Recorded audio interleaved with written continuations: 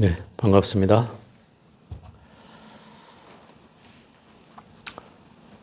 시간이 흘러서 벌써 부처님 오신 달이 이제 되었습니다. 오늘이 바로 초하루, 4월 초하루 날이고,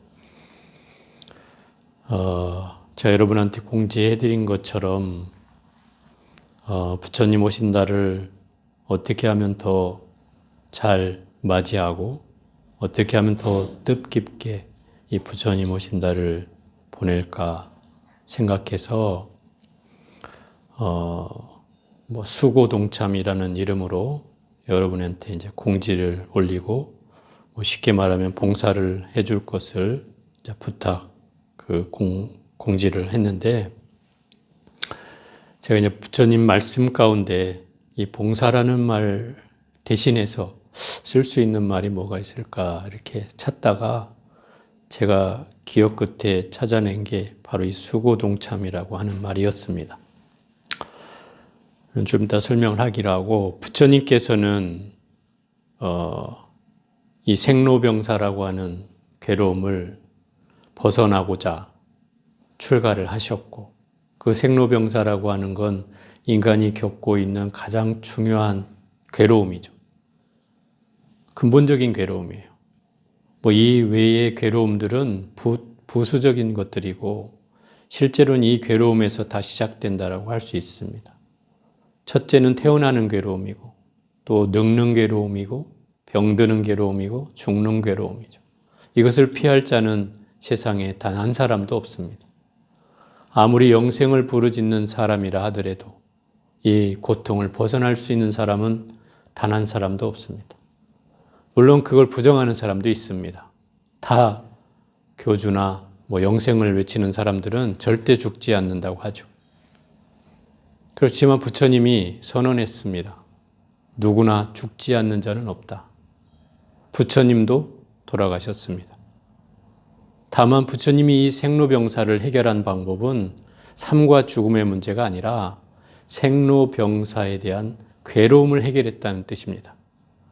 우리는 태어난 건 잘 모르지만 늙고 병들고 죽어가는 건 너무나 잘 압니다. 그로 인해서 생겨나는 고통은 여러분들이 겪어보신 분들은 당연히 다 인정할 겁니다. 그런데 부처님도 그러면 고통이 없었겠느냐? 부처님도 고통이 있었습니다.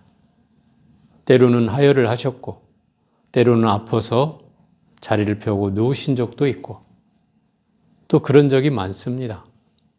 그럴 때마다 부처님은 물론 주치의인 의사, 지바카라는 의사가 있었지만 그 의사를 치료받기보다는 늘 앉아서 또는 누워서 사유를 했습니다. 어디서 이 병은 오는 것인가? 이 아픔은 어디에서 시작되는 것인가? 라는 것을 늘 궁구해 가다 보면 그 종착역은 고통이 없어진다는 거였습니다. 그래서 부처님은 그 괴로움을 스스로 극복하셨던 겁니다. 그게 생로병사에 대한 해결이었습니다. 부처님은 그 법을 깨닫기 위해서 평생을 수행하셨고, 또 지극히 여러분이 아셨던 것처럼 단식을 하면서까지 고행을 하기도 했습니다. 물론 단식은 불교 수행이 아닙니다. 일반적으로 부처님이 불교를 하기 이전에 배웠던 수행 방식이었을 뿐입니다. 어쨌든 부처님은 이렇게 6년 고행 끝에, 또 당신의 나름의 방법으로 수행을 한 끝에 깨달음을 얻으셨습니다. 그 깨달음은 결코 자기 혼자만을 위한 깨달음이 아니었습니다. 부처님이 왜 그토록 깨닫고자 했을까를 생각해 보면 그것은 혼자만의 깨달음을 위한 건 아니었습니다. 우리 법화경에 나오듯이 부처님이 이 세상에 출현한 이유는 일대사 인연으로 오셨다고 했습니다. 그 일대사 인연이란 큰 일로 오셨다는 겁니다. 그 큰 일이 뭐였냐면, 첫째는 중생에게 깨달음을 열어 보이고자 했다는 겁니다. 그래서 그걸 가르쳐 주고자 하는 게 두 번째고, 그것을 깨닫고자 하는 게 세 번째고, 그 깨달음에 완전하게 들게 하겠다는 것이 부처님의 이 땅에 출현한 이유였습니다. 그 얘기는 다시 한번 곱씹어 보면 결국 당신의 안위를 위해서 또 당신의 혼자만의 깨달음을 위해서였다면 이미 깨달음을 얻었을 때 많은 권신들이 범천의 권신들이 나타나서 천신들이 나타나서 부처님께 권합니다. 당신이 이제 깨달았으니 열반에 드십시오.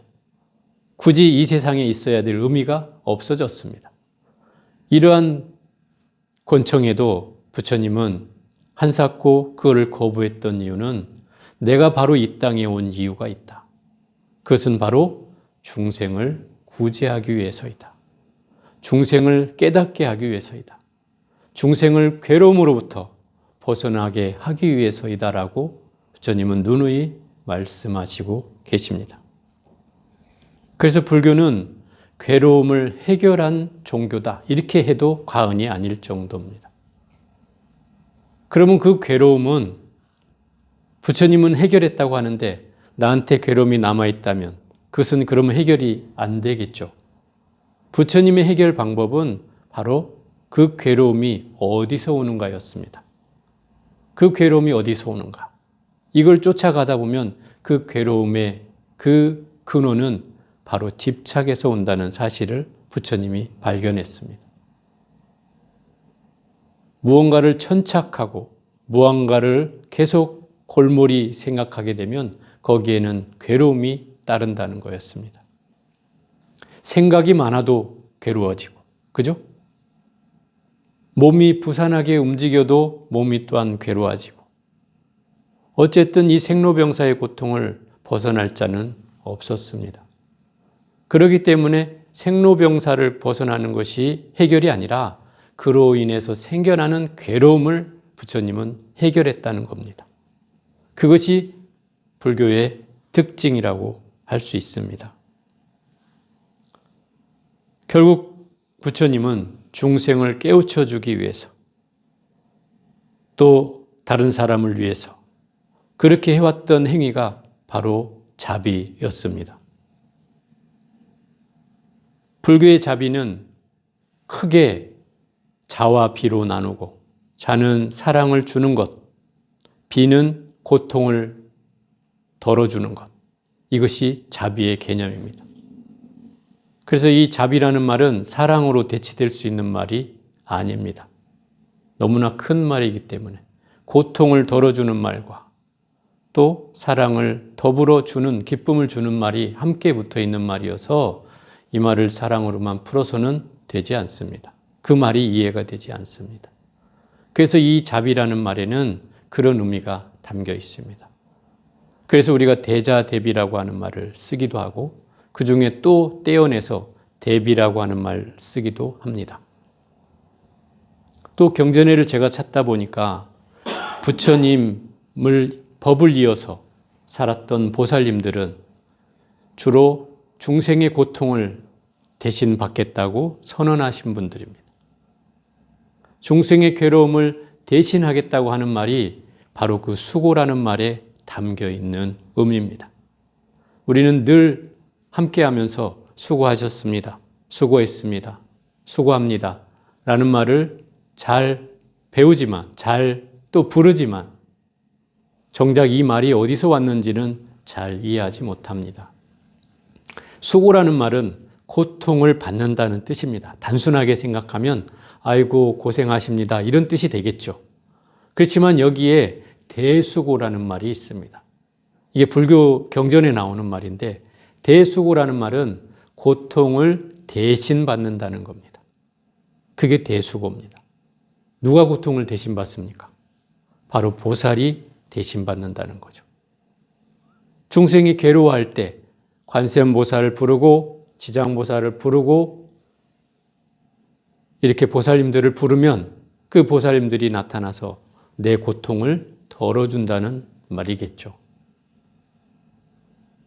그래서 이 보살의 정신은 자리이타, 나만 이루은 게 아니라 다른 사람을 이롭게 하는 것이 이 보살의 사명인데 이 보살의 사명 가운데 한마디로 이 보살을 나타낸다면 바로 그 대수고라고 하는 말에 담겨 있다라고 하는 말입니다. 누군가를 대신해서 괴로움을 받겠다라고 하는 마음이 바로 이 보살정신이고 자비정신이고 또 이타행이라고 할 수 있는 겁니다. 그래서 제가 여러분한테 수고동참이라는 공지를 올린 가장 큰 이유도 바로 거기에 있습니다. 봉사 그러면 뭔가 의무적이진 않지만 하긴 해야 되는데 이 봉사란 말이 요새 너무나 흔해서 뭔가 쉽게 여러분을 설득하기가 쉽진 않았었습니다. 그래서 이 수고동참이라는 말로서 여러분의 괴로움을 또 모든 절에 오는 사람들의 괴로움을 대신해서 불편함을 대신해서 뭔가 내가 대신 그 수고로움을 아끼지 않고 해주는 것이 바로 이 봉사의 말이 아닌가라는 생각을 하게 되었습니다. 그래서 결국 진정한 봉사란 결국 우리가 어떤 의미를 부여하지 않더라도 누군가 불편할 일을 대신해주는 삶이 바로 그 수고로움의 시작이고 그것이 보시의 시작이고 자비의 시작이고 이타행의 시작이라는 말씀을 드려봅니다. 우리가 일주일 동안 제가 이제 8일 기도를 붙여놨습니다. 초하루부터 초파일 끝나는 날까지 결국 부처님의 오신 달에 뜻깊게 맞이하고 또 뜻깊게 살아가기 위해서 우리가 이런 그 기도를 붙이고 다 함께 같이 참여하며 또 같이 수고동참을 해주기를 바라는 마음으로 제가 여러분에게 공지를 올렸고 절이 어쨌든 한 일주일여 동안에 여러분들은 뭐 그간에 안 오신 분도 있겠지만 되게 아주 복잡했습니다.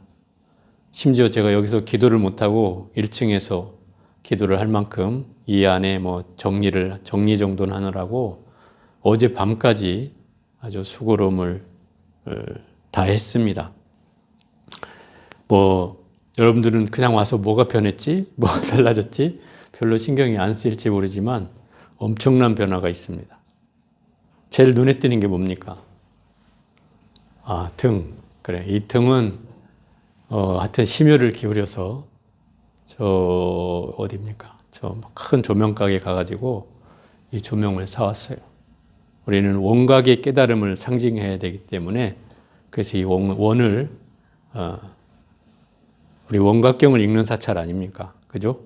그래서 이 원으로 행해진 등을 달았고 또 여러분 앞에 보이시는 그 호신불 인등은 저 불을 싹 바꿨습니다. 전에 아주 호롱불 같이 밝지도 않은 불이어서 거기다 여러분의 등을 켜기에는 너무 부족해서 한 이틀을 작업해 가지고 저 불을 싹 바꿨고 청소까지 그 덕분에 같이 다 했습니다. 그래서 부처님이 깨끗하셔서 보기도 좀 좋고 불도 밝아서 훨씬 이제 좋아진 것 같습니다. 그리고 뭐 여러분 오시다 보셨지만 우리 종무소도 지금 완전하게 완성은 되지 않았지만 대부분 한 50%는 완성이 된 상태입니다. 이러한 모든 것들이 다 여러분들의 동참과 또 성원과 또 말없이 도와준 것에 의해서 이렇게 다 이루어졌습니다. 어쨌든 부처님 오신 날까지 우리가 모두 수고동참해서 이런 봉사를 통해서 부처님의 오신 달에 뜻깊은 날들이 되었으면 좋겠습니다. 그리고 여러분 스스로가 상구보리 하와중생하고 깨달음을 구하고 또 아래로는 중생을 제도하고 또 스스로 이뤘고 남도 이뤄온 또는 깨달음을 구하며 자비를 행하는 그런 불자가 이 부처님 오신 달에 계속되었으면 좋겠습니다. 자, 오늘 여기까지 해보겠습니다. 나무